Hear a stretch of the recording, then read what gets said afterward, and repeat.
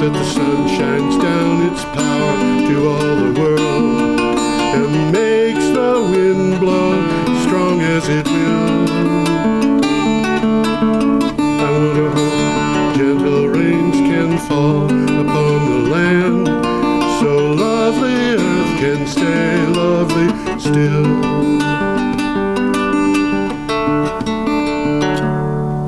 Hello, ladies and gentlemen. Welcome to the 438th edition of Energy Week. Time flies when you're having fun. It sure does. With George Harvey, me, and the astonishing Tom Fennell. In the flesh. Who is in the flesh. Today is the... Today's the 30th of September, and we're going to start a week ago today. Yes. It's the last day of the month. 23rd of September. I do this every day. I get the news and I put it up at my blog, geoharvey.com, Geoharvey. I got to go through this very fast because people who watch all the time are probably really bored when I get 10 seconds into it. And I keep track of the news. 10 to 15 news items go up every day. And then Tom and I do the ones that we think are the best. The best of the blog. Best of the blog. We don't tell new jokes here. We stick to the old ones. And you can actually get the material that we work from by going down on your screens, down that way or something, and click on a thing to download the whole show as a text file, or you can click to the place where the material lives online. Well, some of these are well worth looking at if you got the time. Some of them are long. Read them. Because there's a lot to be learned from some of these. Yes, indeed. Our first one, unless you've got more to say. If I do, it'll pop out later. Okay, good. Our first item comes from Newswise. And we got a picture coming up. We have a picture. You know, I'm supposed to be in charge of the pictures. And here's the picture. Tom is in charge of putting them up, and I'm in charge of putting them in line. So it's kind of like I operate. So that looks a lot to me like a wind farm. It does. I'm kind of in charge of the bullpen for the pictures, and Tom is in charge of the pitching mound. This is from Newswise. You have a title for the article. Wind energy can deliver a vital reduction to global warming. Yes. Duh.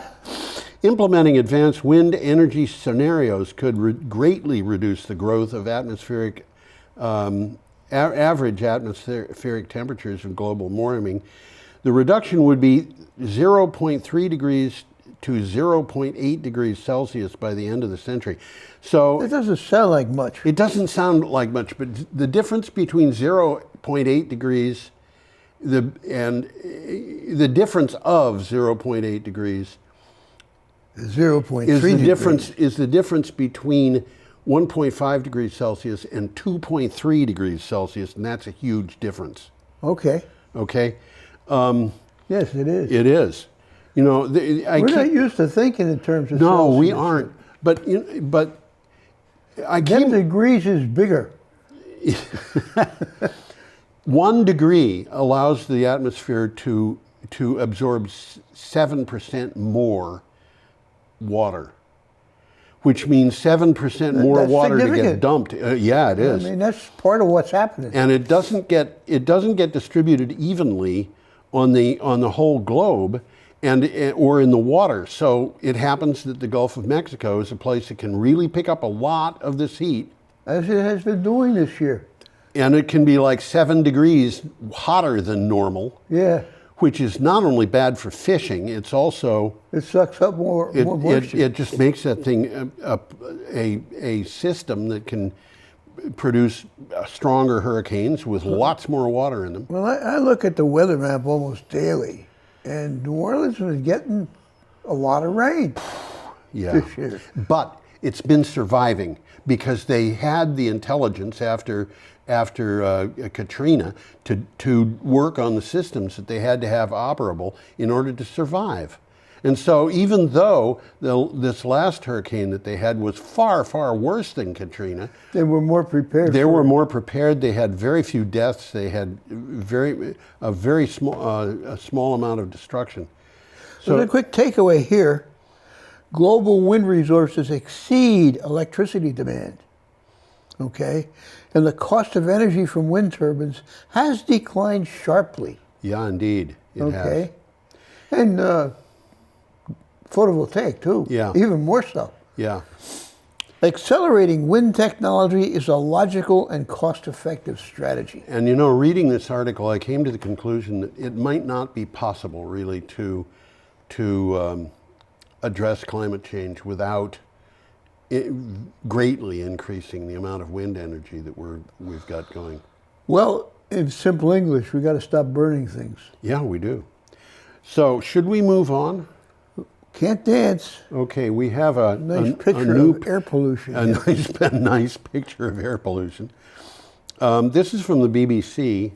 That picture, by the way, is not the one they supplied. Air pollution, even worse than we thought. Who?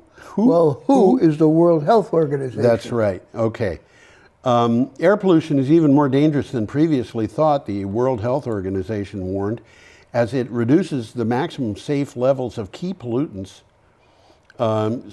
produces the maximum levels of key pollutants such as nitrogen dioxide, which is, you know, it's NO2. The World Health Organization said an estimated 7 million people die prematurely each year from diseases linked to air pollution. Now that's more than the entire population of Massachusetts. That's depressing. Yeah. And some of these people who die are here in Vermont. I mean, in Vermont, we lose 250 or 300 people every year. Oh yeah, we're losing them here, and Vermont's clean. Yeah, and Vermont is clean. And as we mentioned last week, in places like India, air pollution shortens people's lives by almost 6 years. By significant amounts. And, you know, we've got to address this. And the good news in this is, if we address this problem, we will be addressing climate change at the same time, and vice versa. Twofer. It's a twofer, that's right.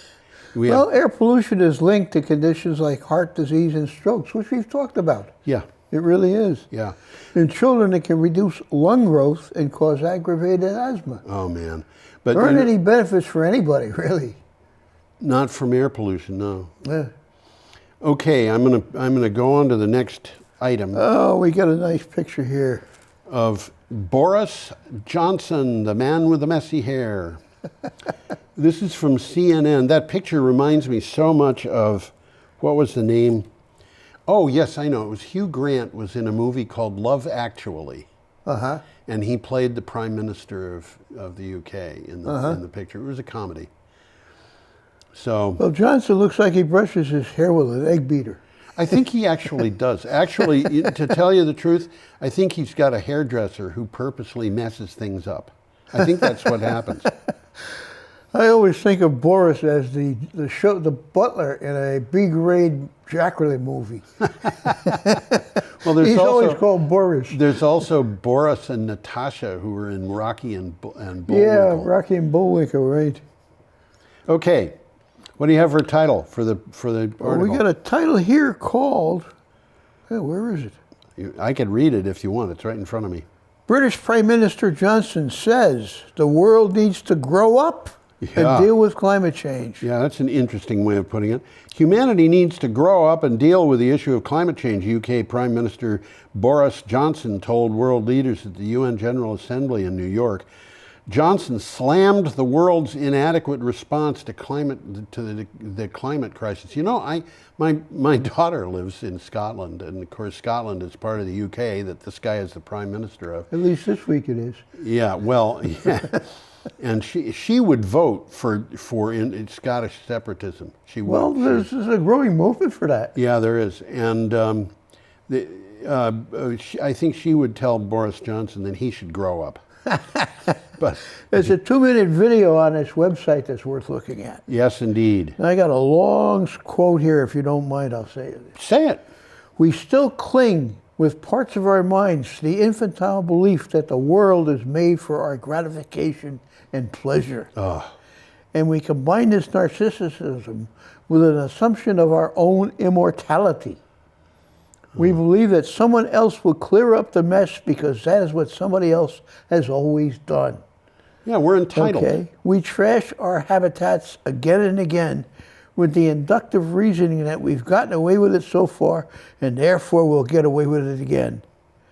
My friends, the adolescence of humanity is coming to an end and must come to an end. That's a quote from Boris Johnson. Well, you've convinced me that he's got a certain amount of brains.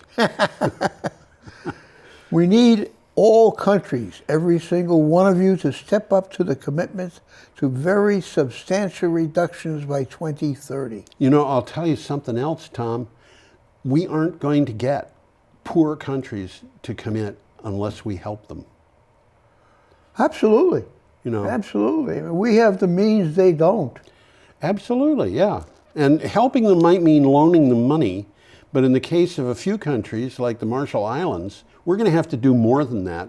We're going to have to ship billions of tons of earth over there so they can have their islands be higher and not destroyed by rising sea levels. Some of these islands are pretty darn scary low. We're going to talk about one of them. Absolutely. And, you know, I mean, I don't think the Marshall Islands can be saved, but, you know. I think their maximum sea level elevation is like 10 feet. Yeah. And the rising sea level has already started washing away cemeteries with with World War II veterans in them. Okay, well, we're up to another picture coming Friday, the 24th of September, and this is that's kind of it's a depressing picture. Yeah, that's the Harz Forest, which is in Germany. It's famous forest, and if you look at that and you say, wait a minute, parts of that are green and parts of it are brown. What's going on? The brown parts, which are about half of what you can see, are dead. And they're evergreens. And they're evergreens, that's correct, yeah. And I have seen this happening in Massachusetts, where they aren't spruce trees, they're hemlocks, but the hemlocks have been killed by woolly adelgits, and it's basically the same sort of problem. The article says that, and I quote, Sleeping Beauty forest is dying. It's not the only climate crisis facing Germany's next chancellor. Okay, Germany has just gone through an election, and the chancellor... That was just last weekend, wasn't it? Angela Merkel it was the opposition party. Well, there's two opposition parties. Okay, I forget. There's the Liberal Democrats. I think it was the Liberal Democrats who won, but I don't. German politics is they have too many parties. Okay, the synopsis here says the forests around Sababurg Castle, which is what you're looking at, are dying because of climate change and invasive species it is driving. The climate is an important issue in the election, the first in 16 years that won't feature Chancellor Angela Merkel. Now, Merkel is getting old, and she decided... she's retired. She decided to retire. She's been around a long time. Well, she's been Chancellor, I think, for, well, this says 16 years, but that doesn't mean 16 years for Chancellor. But it's a long time. She has dominated German politics for years. And, of course, dominating German politics means that you're kind of dominant in European politics because Germany is such a significant It's the biggest economy. Well, there's an interesting video on this link, and it's worth looking at. It's almost 4 minutes, and it says, climate change is creeping up on this fairy tale land. And it's called the Sleeping Beauty Forest because Sababurg Castle was involved in this. Supposedly to have inspired the Grimm's Brothers' tale, Sleeping Beauty. Okay. Our next item is from the National Audubon Society. I was told by a picture of a Boyd. Yeah, Baltimore Oriole. I was told by an anti-wind activist, by the way. Anti-wind? Anti-wind power activist. Okay. That the... Got to keep burning things. Yeah. The Audubon Society was bought off by big wind. Oh, I didn't know that. Yeah, this was in 2016, and I looked to find out what big wind was and how it related to other things. And I found out that if you took all models of wind turbines, all makes, all models, all companies worldwide that were sold in 2015, the total price of all of them was about $95 billion, which sounds like a lot of money. It does. But compare it to what big companies are. I looked at a list of big companies, and there were 91 that were bigger than $100 billion in gross revenues. And of those 91, every single one of them by itself was bigger than the entire wind industry. 21 of them were in the oil and gas sector. That's interesting. And one of them was Koch Industries. So that's also interesting. And I also found out that the biggest wind producer in the world, wind turbine producer, is Vestas, which is a Danish company. Yep. How big is that in terms of the Danish economy? Well, it's about 60% bigger than another Danish company that a lot of Americans know about. Most Americans probably don't recognize the name Vestas. That other big company is Lego, which means that big wind is bigger than big toys. Okay, we have a Baltimore Oriole, which has always been one of my favorite birds. You know, I used to see Baltimore Orioles around here, and I don't anymore. I used to walk around in Winchester, New Hampshire, and I walked by a bush, and there was a Baltimore Oriole's nest in the bush. Cool. And I mean, I could be 2 feet from that nest. I could have touched it if I had been mean or brainless enough to do that. But anyway, this is from the Audubon Society. What do you have for a title? A federal clean energy standard would build on decades of state experience. Starting with Iowa, 30 states have already set clean energy goals. Their successes in meeting those goals and proving the critics wrong are seeds for a national standard. A new series of stories from Audubon investigates the industry at this crucial time. So, clean energy. Well, it's coming. Today, 30 states have some sort of legal energy standard. Yeah. Okay, so they're starting to look at it. Yep. And there's a renewable portfolio standard which mandates renewable energy, or a clean energy standard which includes non-renewable power sources such as nuclear. And that Baltimore Oriole, I chose to put in this. It was not something that came with the article. I chose to put it in because that's one of the birds they're worried about, even though it's not labeled as an endangered species or threatened. It is one that the Audubon Society modeling says like I said, I used to see him here in Brattleboro, and I don't remember seeing him lately. They might go extinct because of climate change, and so might the American bald eagle. That's another bird. Well, them I see. Yeah, They're around here. They sure are. Yeah. I had a wonderful sight of one. It was coming straight at me. And it flew like 200 or 300 yards straight at me, and about 150 yards from me it turned. And it was climbing. I was up on a hill and looking down the road, and it was coming right up above the road, just above the telephone lines. And then it turned and it crossed a field. Well, that big body of water right outside of Brattleboro, that's the end of the river? The Green River. Is it the Green River? I think it is. Well, whatever. The river goes up towards Jamaica. Yeah. Right in the middle of that, there's an island. Yes. And there's eagles. Eagles living on that island. Oh my gosh, that's special. Okay, we should keep going. I think so. We got a picture we of have a picture Mercedes EQS. Yes, and this is from Clean Technica. You're doing well, Tom. Mercedes EQS starting price is lower than a gas S price starting price. Okay. S-Class starting price. I will explain that. Yes, Mercedes explanation. That's not a very good title, and don't blame Tom for it. That was somebody else did it. Mercedes just exploded the myth that EVs are more expensive than their gas-powered equivalents. It released pricing and as specifications for the EQS coming to the United States next year. The starting price for the EQS is much lower than the price of the fuel burning S-Class. Well, the S-Class, S stands for the German word for special, Yeah. okay? And it's the flagship. Yes. It's the top of yes. the line. This is these are both Well, expensive my car's cars. an S. Is it? Your 300 SD. Okay. When it was new, it was 50 grand. Well, these things. I mean, that was 1984. Yeah, these things are twice that. Oh, sure. But, Well, you know, yeah. we have progressed. Yeah, our cars are much better today than they were when it went. Well, I will agree with that. I will tell you my favorite car that I've ridden in is a Ford Model A Roadster. That's a cool car.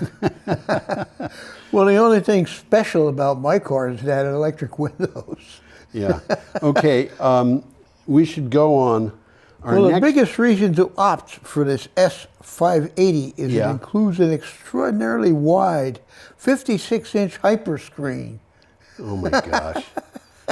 Okay, we're up to Saturday, September 25th, and we have another a article nice from picture here. Clean Technica. The picture's already up, Tom.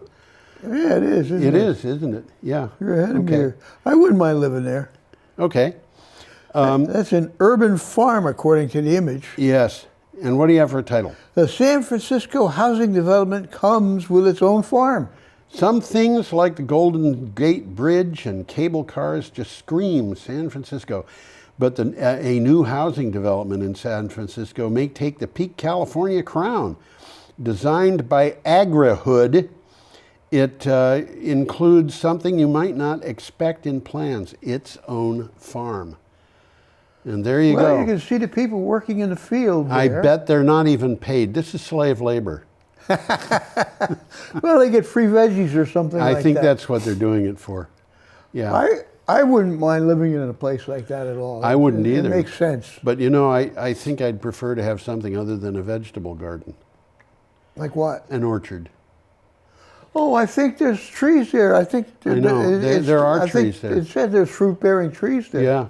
I think right on the right next to the building, is probably fruit trees. Yeah. Okay. It's hard. You know what I have? What's wrong with gardens for me? I've come to a point where it's a little hard for me to bend down. I Okay. resemble that remark. We get a picture of a drought monitor. It looks very much like what we saw last week, except it's worse. Yes, it's worse, unfortunately, and this All is. of that dark stuff is bad, bad, bad, bad drought. You know, the California. I think I looked at the current situation. California, Nevada, Utah, Yep. Oregon, and Idaho Washington. and Montana are Washington, all. Idaho, Well, they're all of the ones that I just named. It's not Arizona, New Mexico, and Washington, but all of the ones that I just named are in drought. The yellow color means abnormally dry, but those states are entirely They're definitely in drought. And I want to point also that there is The black ones are the very dark The ones. real They dark call it ones are- exceptional drought. which is worse than extreme drought. I mean, this is It not is, yeah, this that's is not exactly what good. this thing So says. this is from CNN. What do you have for a title, Tom? La Niña is about to take the Southwest drought from bad to worse. From bad to verse. Although summer rainfall brought some relief in the Southwest, and that's why Arizona is not in deep drought there. The unrelenting drought is about to get worse with La Niña on the horizon. The director of NOAA's Climate Prediction Center said NOAA is the National Oceanic and Atmospheric Administration. La Niña conditions are typically drier than normal in the Southwest. The good news for that is La Niña conditions are typically wetter than normal in Washington, which desperately needs water. Well, the upper part of Washington isn't in drought at all. No, it's not. Yeah. Well, Lakes Powell and Mead are at record levels. Oh. And we've seen a picture of We sure have. Lake Mead. Yeah. Both are fed by the drought-ravaged Colorado River watershed. You know, that river could go dry. I think it is going dry. I don't think it's reaching the ocean. Oh, no. It's done that for years. But I mean, I'm talking about in dry, places- dry, like in Colorado, not in parts of Mexico. The Mexicans have been screaming about Americans taking the water from the Colorado River for decades, and they have something to scream about, but I don't know. Well, the takeaway here is not a good one. Experts say the West will only continue to see more droughts like the present one in the years to come. And only rapid, immediate cuts to fossil fuels can halt this harsh trend. Tom, I don't think they're going to be able to. I think if we stopped climate emissions tomorrow or today, it may be too late. It would still get worse from what it is, because the carbon dioxide, to get worse, is already in the atmosphere. And we're making it worse than that, but we're making 10 years from now worse than it would otherwise be 10 years from now. But, okay, should we go on? Yeah, we got a nice picture of a loader here. Yeah, this is an interesting vehicle. This is from You Clean wouldn't know Technica. by looking at it that it's electric. Yeah, you probably wouldn't. I would, just noticing it, I would not have noticed. It's probably a good application for these things, because most of the time they're just sitting there idling. Yeah. They hurry to a lot of activity, and then they sit there and wait for the next thing that they got to do. And with a electric car, you just shut it off. Yeah, you can. With a conventional car, you're sitting there idling, burning up. So you're burning which up is fuel. one of the problems with police cars. Yes. They are idle all the time. All the time. And their engines are destroyed because of that. What do you got for title? Electric construction equipment from Volvo CE passes 1-year test with flying colors. Yeah, Volvo. And that's not the same company, the same Volvo. I was actually just about to say that. It's not the car company. This is. Well, okay. it's all. They divided it. It's all owned by the same Chinese company in the first place. They own both of them. Oh, do they? Okay. They own them independently. I didn't know that. Volvo Construction Equipment, which is Volvo CE, is creating construction equipment. How about that? 2 battery-powered units, the L25 electric compact wheel loader and the ECR25 electric compact excavator, have been put through a year of trials and had enthusiastic praise. Well, Volvo CE is not the same company as Volvo Cars. Yes. Same name, but they were one time the same company, but they're not anymore. Yeah. Okay. We have a picture of a survey ship from NOAA. Seems to me I've seen this picture before. You might have. I was looking for a picture for this article because, a lot of times I don't only take the pictures from the article because they have copyrights on them. Yeah. And people repost my blog, and if I've got copyright material in the blog, they might be violating the copyright. So what I've done in the last few years is I've gone to these things, and the BBC was probably running this with different pictures, but I went out and found something, which is a ship that's surveying Arctic ice because they're watching the climate change up there. But this is about COP26. COP26. Which is the Glasgow Climate Conference. That's right. And the article talks about what it is and why it is important. Yep. My daughter has been living in Glasgow in that area for 7 years now. She got her PhD at the University of Glasgow, and now she and her husband are out in the countryside. Her husband is a professor in the medical department at the University of Glasgow. Oh, okay. And he also likes to be near Edinburgh because he's a fellow of the Edinburgh College of Physicians, Royal College of Physicians in Edinburgh. Okay. The UK is hosting a summit that may be crucial for climate change. This has just been in the news constantly for months. But it's always been at a low level, and it's going to get higher as things go on. The meeting in Glasgow is from the 31st of October to the 12th of November and could lead to major changes in our everyday lives. 200 countries are asked for plans to address climate change. That's a significant amount. I Well- wouldn't have thought there were 200 countries. Actually, there's more than that, but some of them are pretty small. Yeah, San Marino is a country. that's in Italy? Yeah, it's surrounded by Italy. by Italy. Interesting story as to why it isn't part of Italy. Yeah, I'd like to know. Well, Garibaldi was the general who united Italy. Okay. All right, in the second half of the 19th century, and when there was a point at which he was in serious trouble. The Italian various governments that were disunited, and he was working on uniting them, had chased him out of their areas, and they all had plans to do bad things to him, and he hid in San Marino. You got something on your shirt there. There you go. And the people in San Marino hid him from them or gave him shelter. And so when he conquered the rest of Italy in the name of the king of Sardinia, the people in San Marino were asked, would you like to be part of this or would you like to be independent? And they opted to be independent. So it's about the size of Brattleboro. I think it's I think it's closer to the size of Windham County, but it's a small country. It's a small country. And there's others. I mean, the Vatican. Is the Vatican going to have somebody at this thing? It's an independent I country. wouldn't be surprised. I would not be surprised. But, San Marino, I don't know what control they've got over their climate emissions.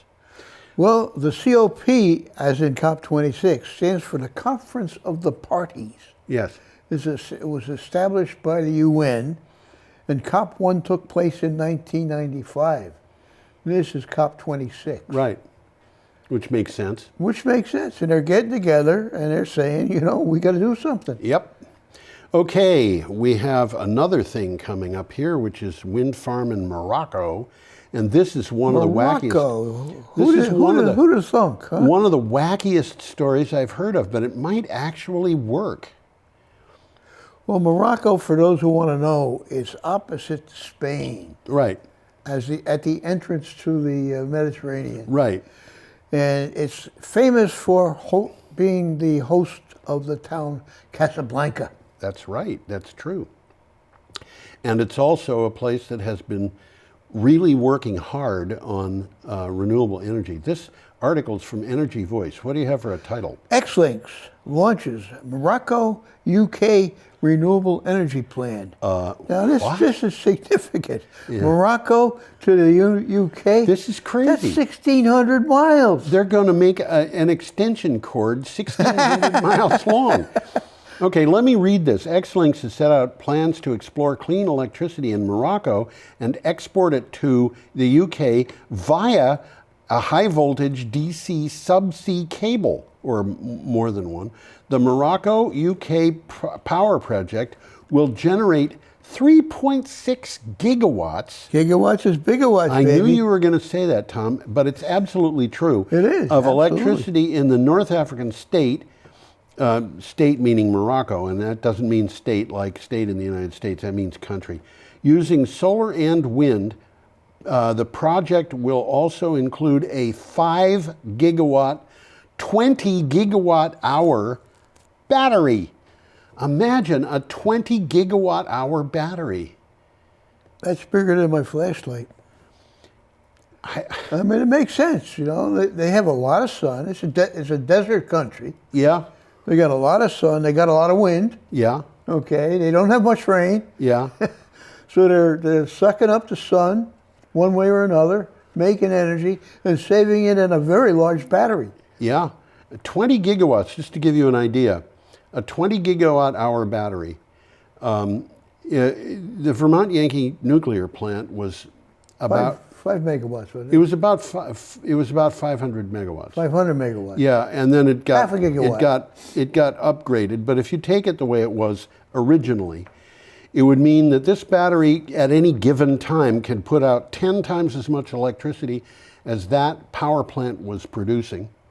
That's a good way of looking at it. It's a big battery. And it could produce, if you produced at the rate of the original Vermont Yankee nuclear power plant, It could do that for 40 hours.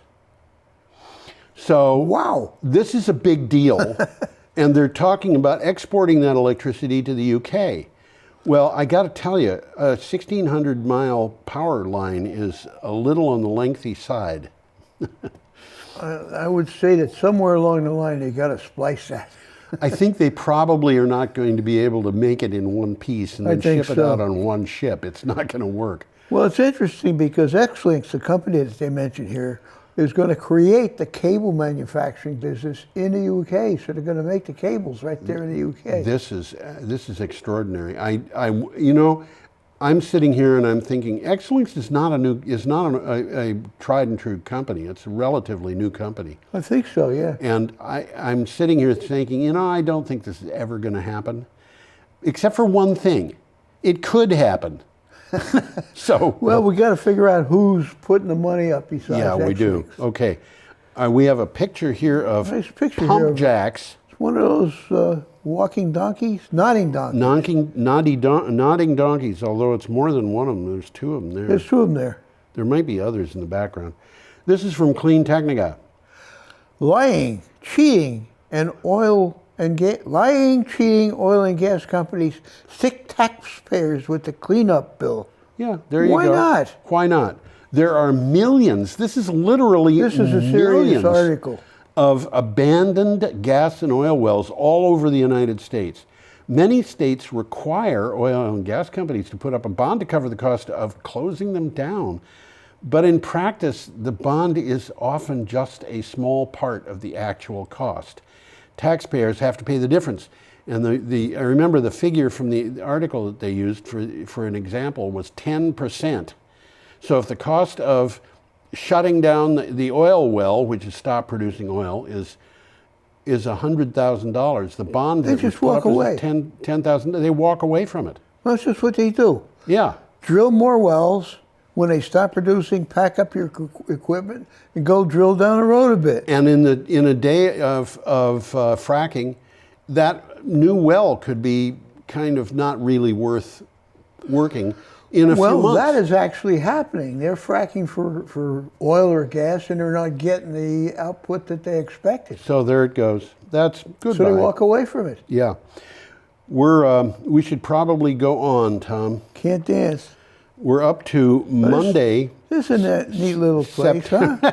That's a neat little place. September 27th. They look like grass shacks, and they are, but you can better believe they're nice inside. Well, this is I made up the title on this, the caption on this, as close to as Vanuatu gets to a motel.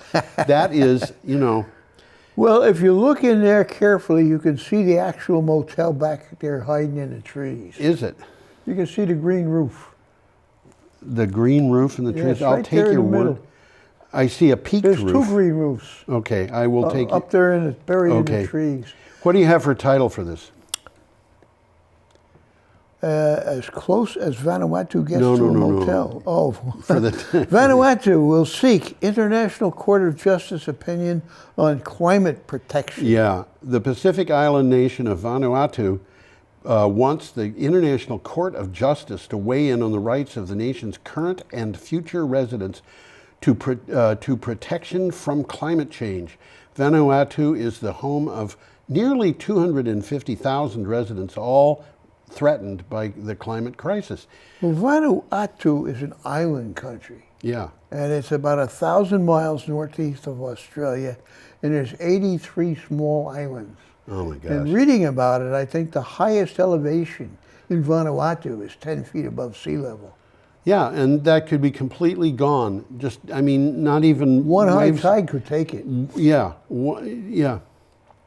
So, people in the United States and Europe drive their cars, pollute the air. The people in Vanuatu suffer the consequences. And they're going to court and saying, is this fair?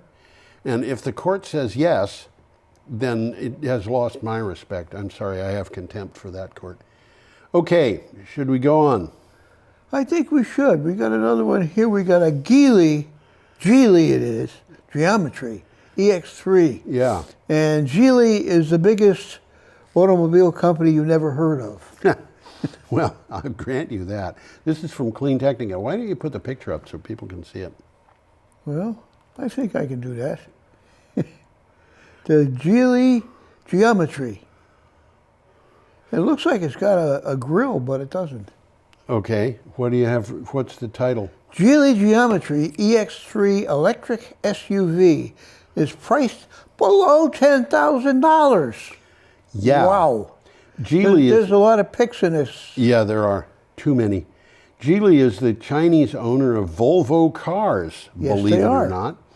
In China, it's domestic. And Lotus, by the way. And Lotus. Yeah, well, you know, the Chinese have been out, they have had a lot of money and they've been using it. In China, its domestic brand is called Geometry. That's what the kid said when he discovered that he was bearing apples. Huh? Geometry. I'll pretend I didn't hear that. This week it introduced the EX3, an electric SUV with a range of 322 kilometers That's 200 miles. NEDC. And this says that's a nominal range of 200 miles. The NEDC ranges are a bit on the optimistic side, I'm told. Room for 5 and a price of 59,700 yuan. Listen up, people. That equates to $9,200. It's pretty cheap, guys. Yeah, it is. Most people want a car that just want a car that will get them to the work on time, take the kiddies to soccer practice, and maybe go over the river and through the woods once a year to grandmother's house. Yeah. Okay?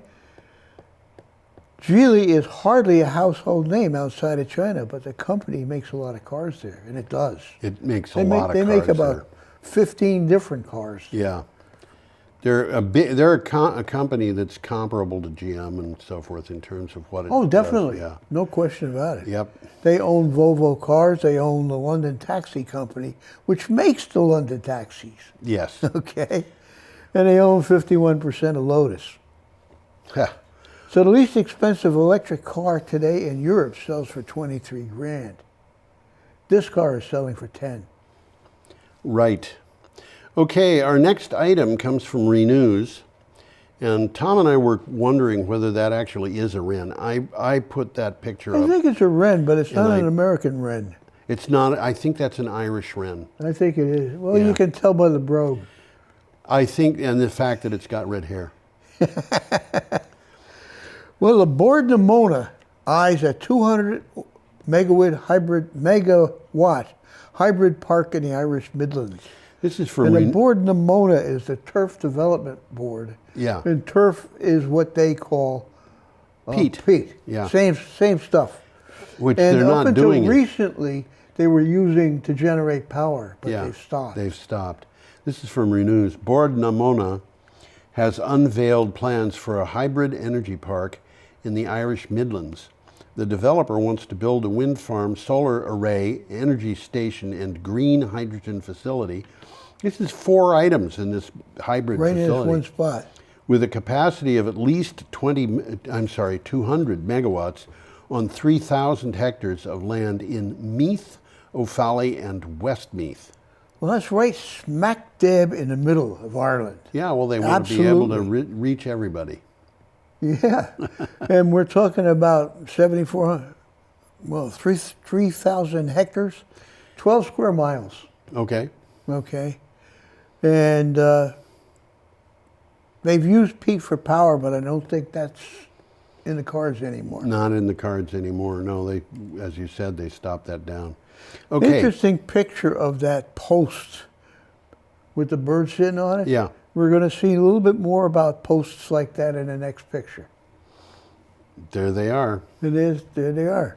Only And they're- you'll see they're diff- there is wiring going from those posts. Yes. Hard to see it, but it's there. Yep.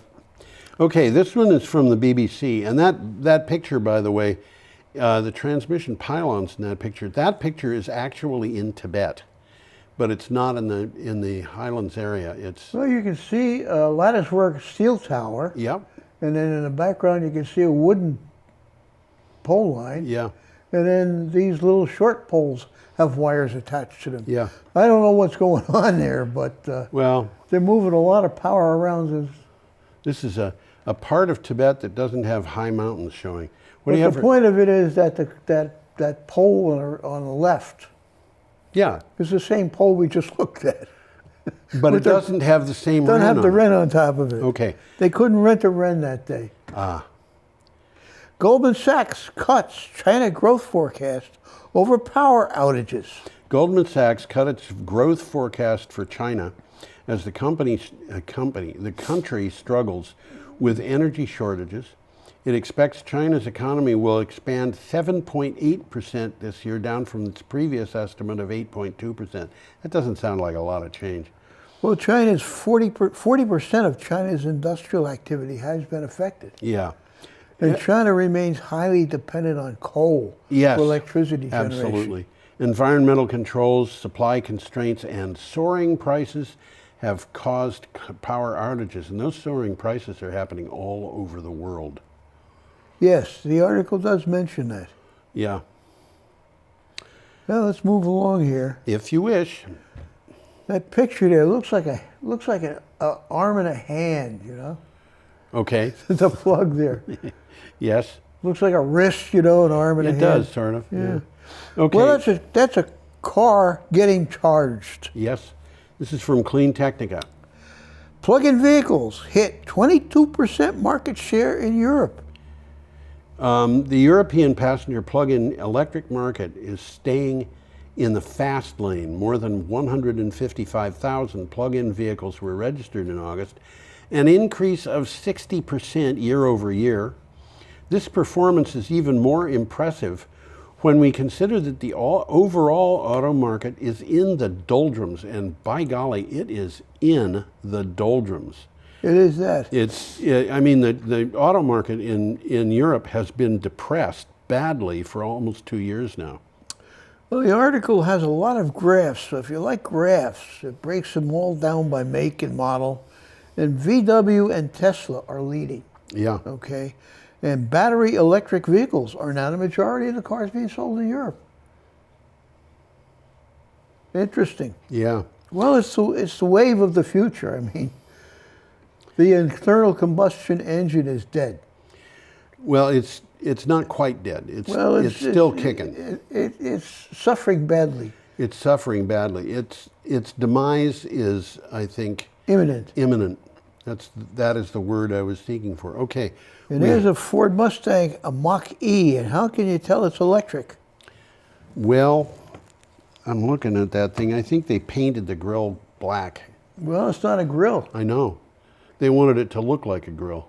Yep. Okay, this is from the BBC. That's a Ford Mustang Mach-E. Yep.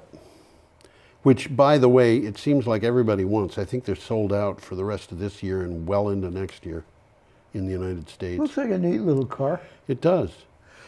Ford announced a major investment in EV production in the U.S. You're supposed to say that. Yeah, well, I'll say what you were supposed to say. How about that? That's Okay. Ford announces an $11.4 billion investment in electric vehicle plants. Ford said it would build the biggest ever plant in Tennessee, 2 battery parks in Kentucky. The $11.4 billion plan is to build zero-emission cars in one of the 3 plants. At scale for U.S. customers, it will create 11,000 jobs. The other 2 what do plants... they mean by at scale? I don't know. Ford anticipates that half the cars it sells by 2030 will be zero emission. Yeah. The 2 plants, by the way, in Kentucky are both going to be for batteries. Yes. So that Yep, I think is interesting about the itself. plant in Tennessee is going to make cars and batteries, Right. and the other 2 are just going to make batteries. Yeah. And there, I think, Tom, I think we're going to see other kinds of batteries come along to power some of these cars.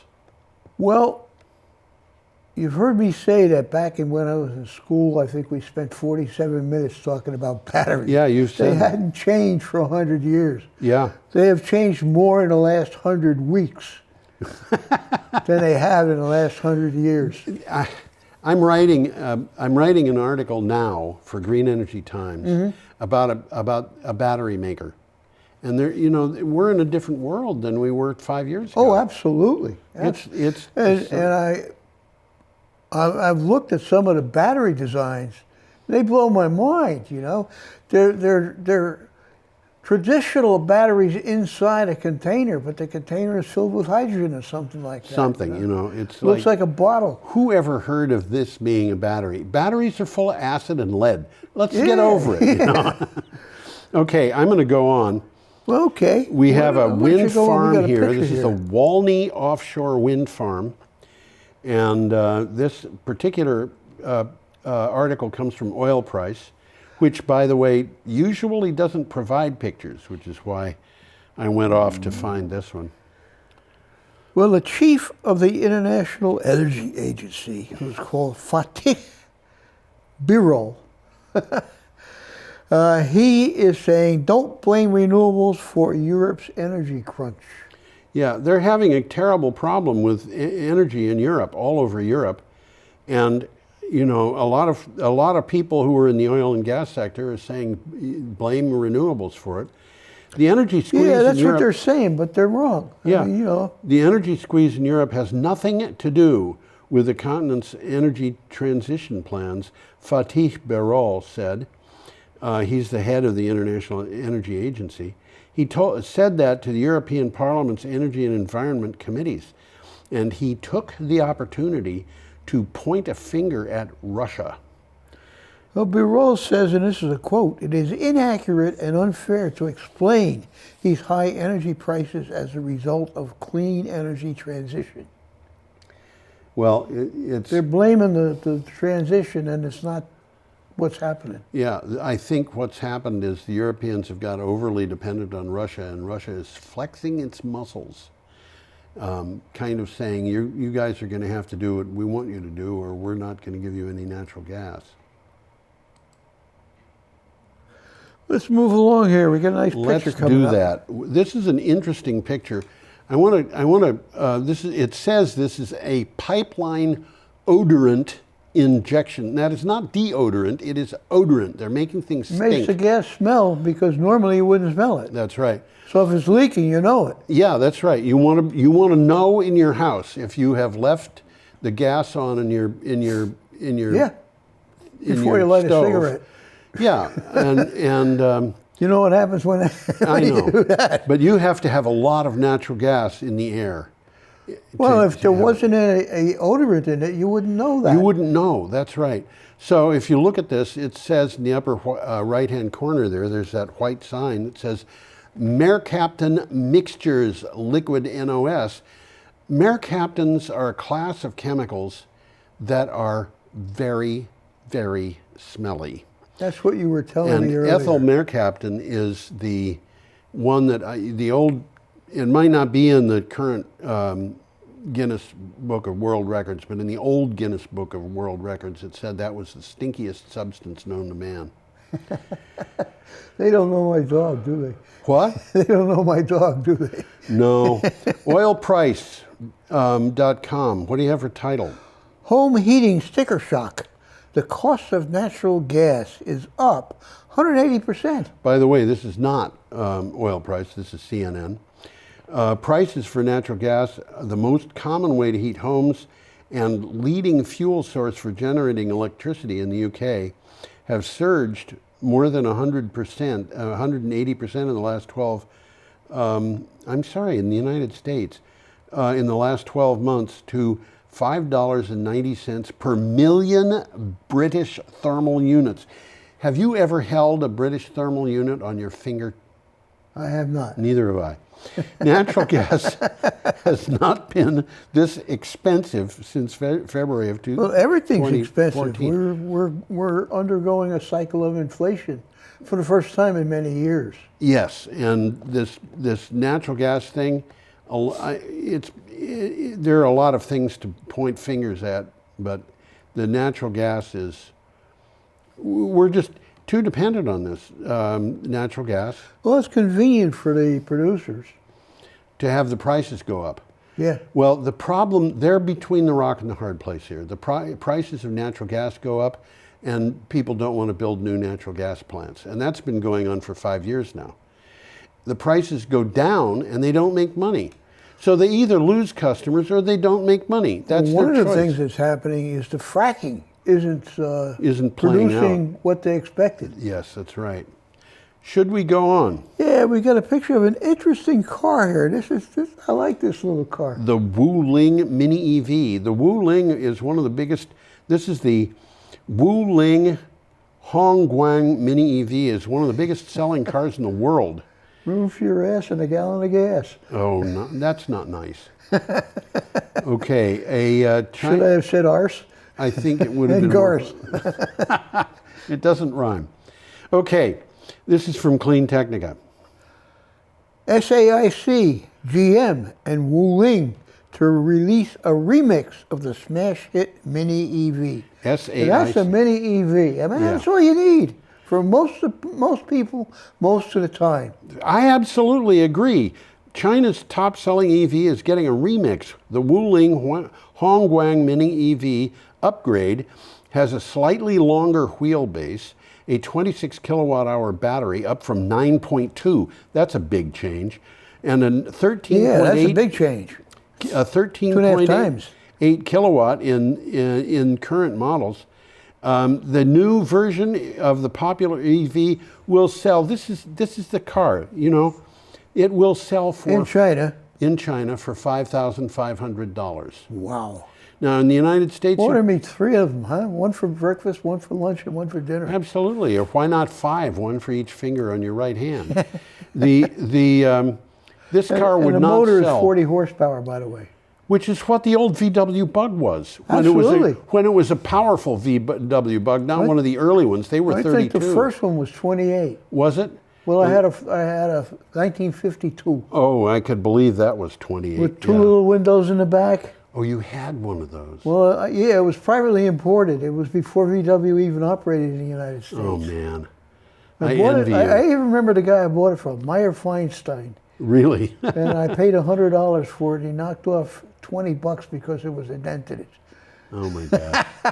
That was my first car. Well, congratulations. First car that was my car. This car, however, I think would not sell in the United States because it probably wouldn't pass safety regulations. Why not? But my guess is that if you could put a regulator in there that would prevent it from going faster than 40 miles an hour, it would be just fine.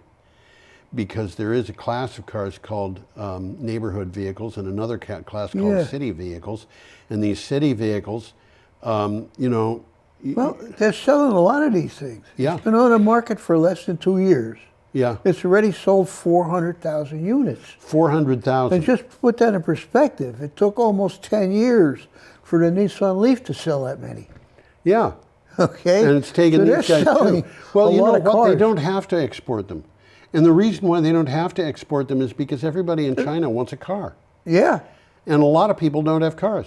And this is a true EV for the masses. Absolutely. And not only that, but look at that thing. You can park it in parking spaces that are 2/3 of the regular You probably length. park it sideways and nobody'd know the difference. I think that's probably true. Yeah, I think that's probably Well, true. SAIC is the Shanghai Automotive Industry Corporation. It's a state-owned multinational automotive design and manufacturing company. It's China's largest automobile manufacturer, and it owns and controls Lotus. I can't think Volvo. of Volvo and Lotus. Yeah. It doesn't own all of Lotus. I think it owns 51%. 51%. That's enough. Has controlling interest. Okay. That's the last thing we brings got to us talk to about. this. We are going to wish everybody a comprehensively joyful week. Well, Why don't you put both of us up I there? will do that, and I will wave And- goodbye. Well, we have to. We should just. Yeah. Okay. You all come back and see us. You hear? Yeah, that's right. Have a lovely week. Have a comprehensively joyful week, and we hope you come back next time.